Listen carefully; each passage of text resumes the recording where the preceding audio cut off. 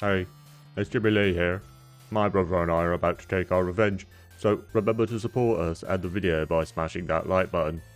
Also, subscribe to be notified of future retrospectives, character stories and more. Double Dragon 2: The Revenge follows the story of Billy and Jimmy Lee, the martial arts masters from the original Double Dragon. But this time, the stakes are even more personal. Ask yourself this: if someone took away the person I love, how far would I go to make them pay?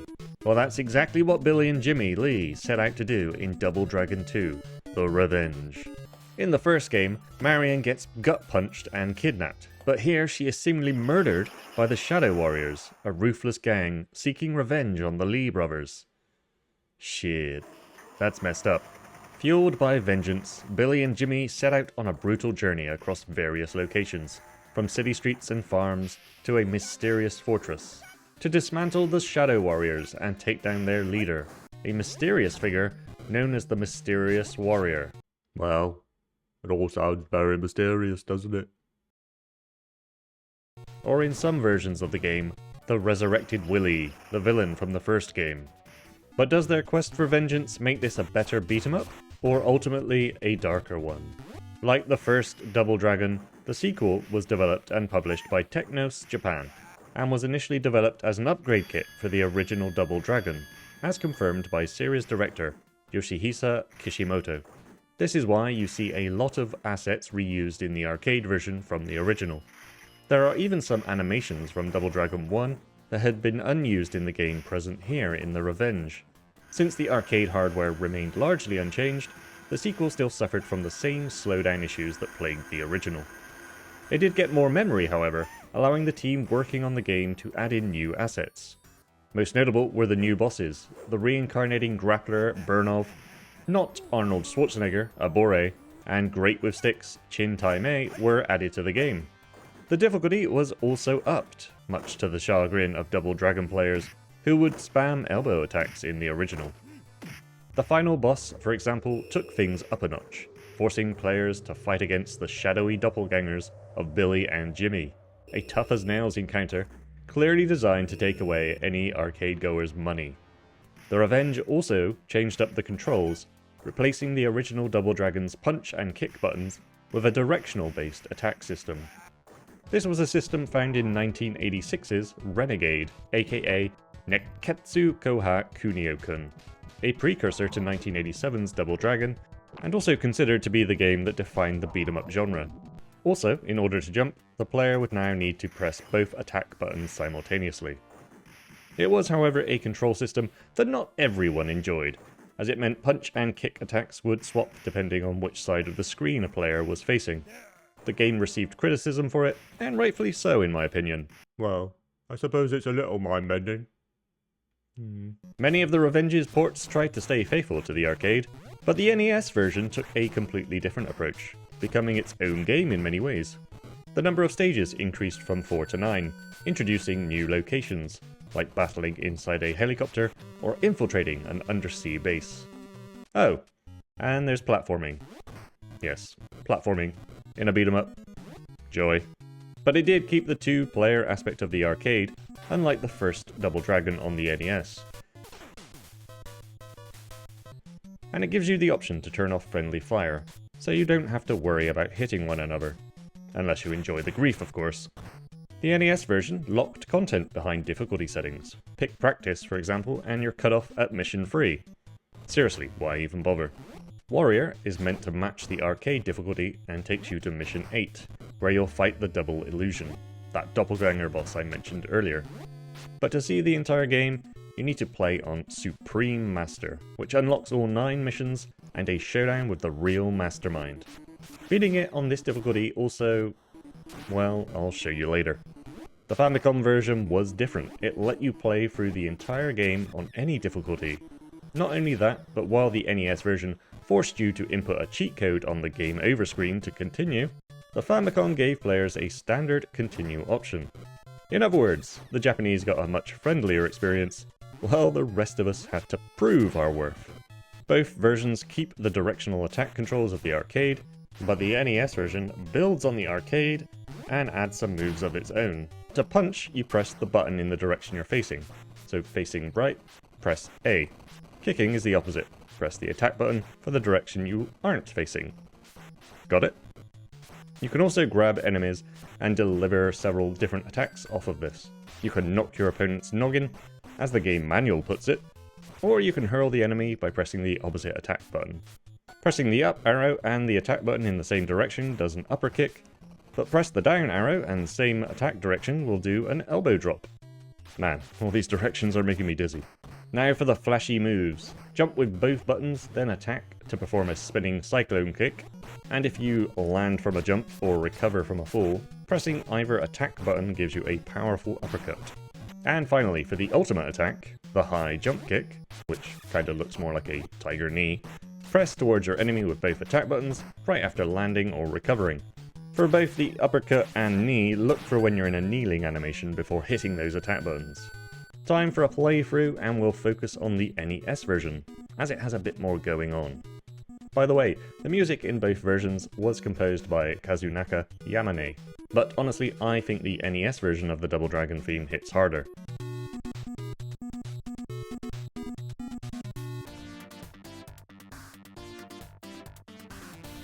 Maybe it's the nostalgic beeps and boops, but something about the chiptune version just feels more intense and memorable compared to the arcades version.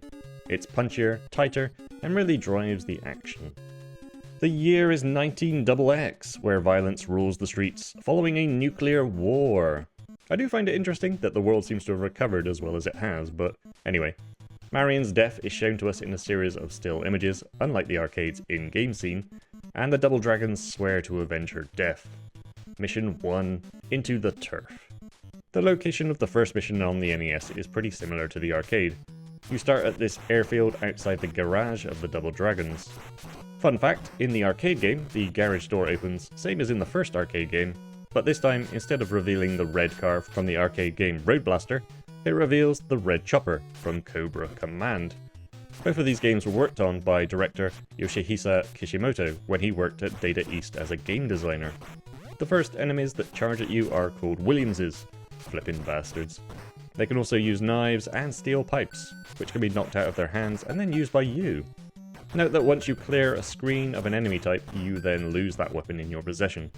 Moving along, you come across a roper, who later can throw bombs and boomerangs.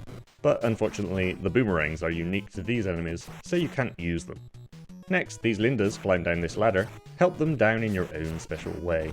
These ladies also like to use whips. I like whips. What? We ascend to the top of a building, and come face to face with Burnov, a burly dude, who resembles Lord Humungus from Mad Max 2. He'll resurrect himself once you beat him the first time. Be careful as he can grab your luscious dragon locks, and punch you multiple times in the gut. Ugh. Mission 2, and we must get to the chopper! Something I quite like about the NES backgrounds here, at least in these early missions, are the ugly mustard and green skies. Unlike the purple-pink of the arcade, these look more like I would imagine a world recovering from a nuclear war to be. It is odd that later on the sky looks more normal, but it's still cool in my opinion. It's actually possible to avoid the bullets of this attack helicopter here, and it's pretty cool that the enemies drop out of it. This is where we first come across Right Arm, the slightly stronger enemy type, which seems to be a replacement for Jeff, an enemy from the arcade games. When you get to the parked helicopter, I recommend leading the last of the enemies as far to the left as you can go. Once defeated, you'll be ambushed from both sides by ninjas. But if you stand against the left of the screen and do a well-timed jumping attack, it's possible to make the game phase him out of existence, leaving just the one asshole. Now we grasp onto the helicopter as it tries to take off. Mission 3, Battle in the Chopper. Enemies enter the room. Occasionally the doors of the helicopter will open and you get sucked towards them. Keep away from the door, otherwise you'll fall out and lose a life. The good thing is, enemies can also fall out of the doors. The new enemy here is Bolo, a variant of a Bobo that you might know from the first Double Dragon. And like his cousin, he loves tossing you over his shoulder. Jeez. No comment. Mission 4, and we are infiltrating an undersea base. More ropers and Lindas before we take the elevator down to fight these right arms and a new enemy, Abore, God damn it. Screw this tight space with spikes sticking out the ceiling. Now we have these spiked pistons. Why does everything have to be covered in spikes here? Can we get health and safety over here? And here's the first bit of what I'll call tricky platforming in the game. You can take a chance, like I did here, and jump off the edge of the conveyor belt. Just make sure to jump again, otherwise you'll slide to your death. Yep. Of course, you could simply move down here and jump across the stationary platform, so maybe scrap what I said before. Mission 5, and we enter the Forest of Death. The first real challenge here is the platforming across this river. You need to position your character in just the right spot before jumping, else you'll take a dip and lose a life. Careful at the top of the vines here, especially with these bolos. Yeah. Fuck yeah! To the right we come across 2 Chin-Tai Meis armed with sticks. They seem to have been placed here deliberately to whittle your health down for the next fun bit of platforming. This harvester can go do one. It's a bit different to how the arcade represents it, and rather than rushing past it, we need to climb to the top, avoiding these annoying bursts of Oh, I did it in one go. Huh.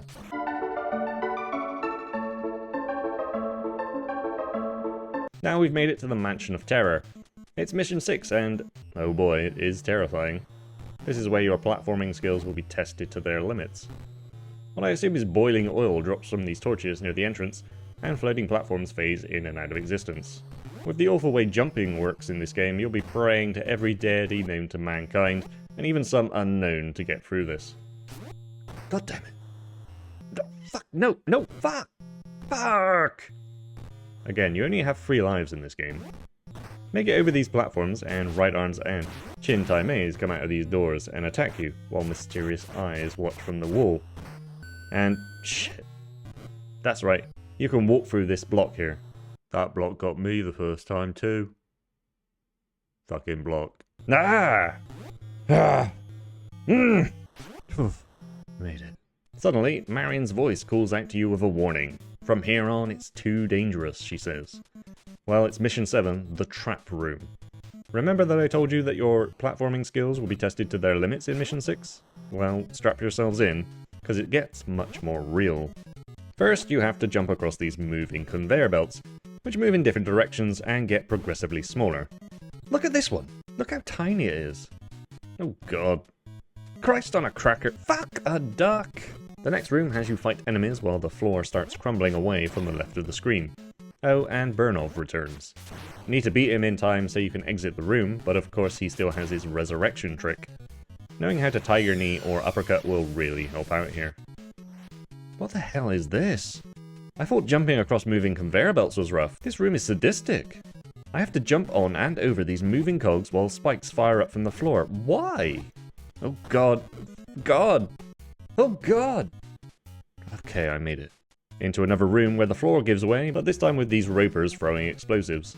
The final room is a grunt rush. Williamses, ropers, Chin-Tai Meis, and right arms, oh my.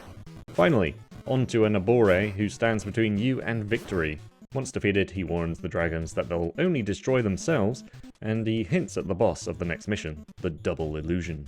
Don't move too far down here, else you'll fall onto these spikes. Right arms pop out of the shadows here, but by this point you should be sufficiently versed in the ways of the almighty knee and uppercut attacks. Climb down this barely invisible ladder at the bottom right of the screen, and take out this Abore. And not 1, but 2 bolos. We enter a very endgame looking room with 2 dragons drawn on the floor, but we have a bunch of ninjas to deal with first. God damn it, hold still guys! Would you look at this shit? Fuck. Finally, the doppelganger appears, a shadowy version of you, that not only has your moves, but also a Hadouken and ability to turn invisible and possess— oh, I killed him too quickly. Well, trust me, he can get all up inside of you. Praising, boom, huh? It's at this point, if you had chosen Warrior difficulty, that you're told that you need to play through the hardest level of the game to see the true ending. Honestly, I initially played through the game on this level, and I didn't know about this little fact. It's something that the NES manual does tell you, but as I didn't have that, and it was my first time playing the game, how could I have known? Needless to say, I was pissed off. After calming down a bit, I played the game on Supreme Master difficulty and made it to mission 9, the final confrontation. Wait, is that Marion? Oh shit, no, it's the mysterious warrior, the final boss of the game, master of illusions, and the mastermind behind Marion's death. Now it's time for revenge. Go Billy Lee!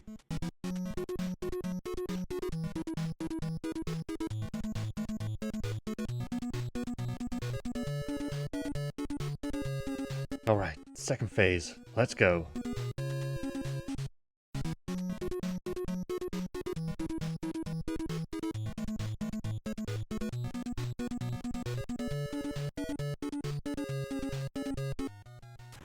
No, no amount of spinning fists will save you, fucker. Ah! The mysterious warrior is defeated, but before he dies, he tells the brothers of the legend of the shadow. If the illusion spreads, the evil will live again. But if two dragons soar through the sky, an angel will fall to earth. Well, Billy and Jimmy leave confused, but feel their revenge is complete. At least for now? What are you gonna do? Are you gonna double dead the mysterious... whatever. Then the meaning of the second half of the legend is revealed. Marion is brought back to life, reunited with the brother dragons. That's a much more satisfying conclusion than the arcade version, where you're simply shown a picture of Billy, Jimmy, and Marion, who is shedding tears. Well, I would say Double Dragon 2 The Revenge is a classic arcade beat-em-up that, while not a massive departure from its predecessor, still delivers a fun experience for fans of the original. The NES version, however, expands the lore of the franchise, introducing more mysticism and magic into the story of Billy, Jimmy, and Marion. Personally, I prefer the NES version. While the directional attack controls take some getting used to, and the platforming sections can be frustrating, the combat does feel great once you master the special moves in particular. The distinct level designs, combined with the cutscenes between missions, help drive the story forward and serve as a satisfying reward for progression. The series continued in the arcades with Double Dragon 3 The Rosetta Stone, and on the NES as The Sacred Stones. You can find the arcade version of Double Dragon 2 in Hamster's Arcade Archives, and the NES version is available in the NES library of Nintendo Switch Online, and in the Double Dragon and Kunio-kun Retro Brawler collection. Just be sure not to wind up playing Double Dragon 2 Wonder of the Dragons. Yikes. Though, thankfully, I believe that disaster is no longer available for download. But now I want to hear from you. Have you played both the arcade and NES versions, or maybe one of the many other ports? Share your experience in the comments below. And before you go, listen to this sound clip and take a guess at what game will be the focus of my next deep dive video. If you enjoyed this video, don't forget to hit that like button. It really does help the channel grow. And if you're a fan of action-packed retrospectives, be sure to subscribe and follow my socials so you never miss an upload. Thanks for watching, everyone. Take care, be excellent to yourselves and one another, and I'll see you next time. To be a dragon, you gotta be strong, humble, never bragging. Always fight for right, battling wrong with the power of the dragon.